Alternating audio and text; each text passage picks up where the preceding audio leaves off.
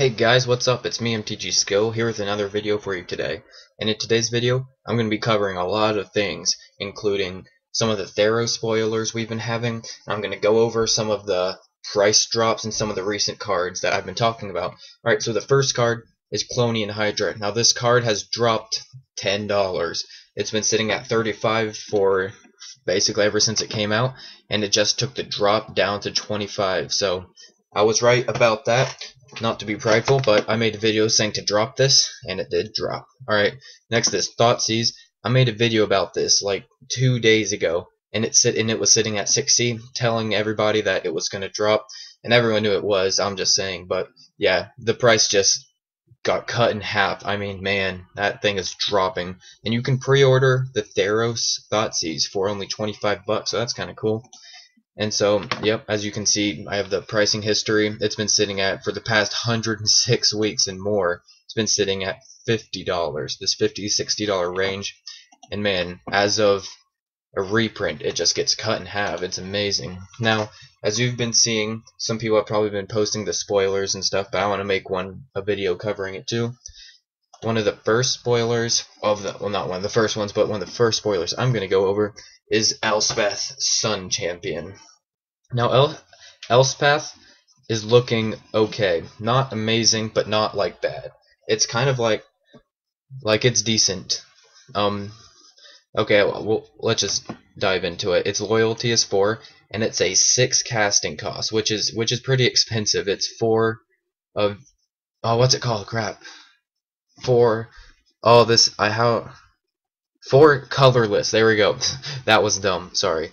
4 colorless and 2 white. You may, for its +1, put 3 1/1 white soldier creature tokens onto the battlefield, which is nice. You can +1 Elspeth right when she enters the battlefield, so that's kind of cool to do.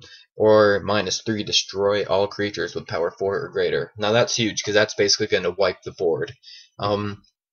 Turn 6, yeah, it's most likely going to wipe most of the board. And -7, you get an emblem with creatures you control get +2/2 and flying. Elspeth, I mean, it's like I said, it's not bad, but it's not fantastic. It's decent. I can see seeing some constructed play in like some control decks and stuff, I guess. Like it's not amazing, but it can be played. Next is Nilaya, God of the Hunt.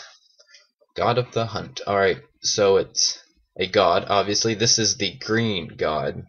And it is a casting cost, 3 colorless. Finally got it. 3 colorless and 1 green.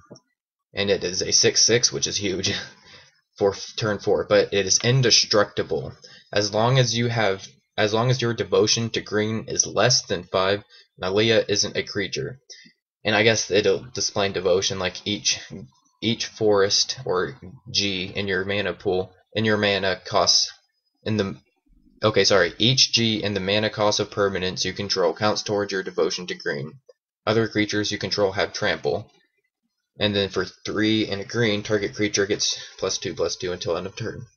Now this whole devotion stuff is kind of tricky to understand for newer players, and even me, I kind of have to think about it like, what is this even talking about?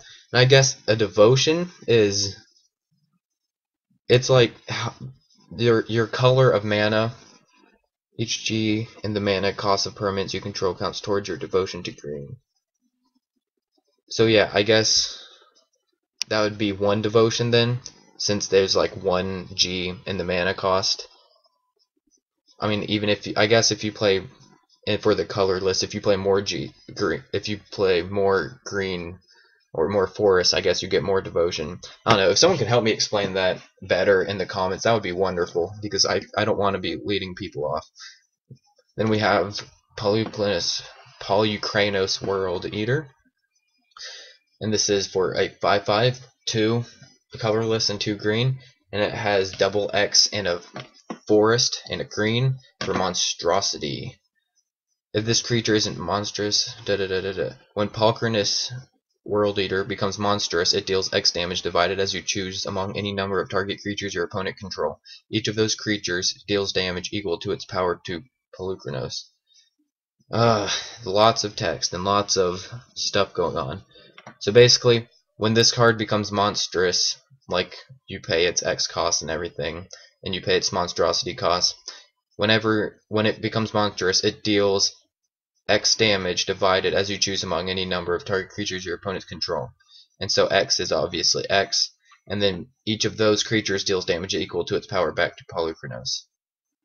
Yeah, so that'll probably kill Polukranos most of the time. Maybe. Power. Okay, yeah, that is another tricky card to kind of think about for a second. I feel like I'm being dumb explaining these, and I sound really unprofessional because this is like literally the second time I've looked at these cards. I just kind of want to go over it first glance with you guys to tell my thoughts. But yeah, Polukranos, he's okay. Like he'll see some play. Now next is the water god or the blue god. Not water, but pretty much a water god. But yeah, the blue god. It is a 5/5 for 2 colorless and a island, and it is indestructible as well.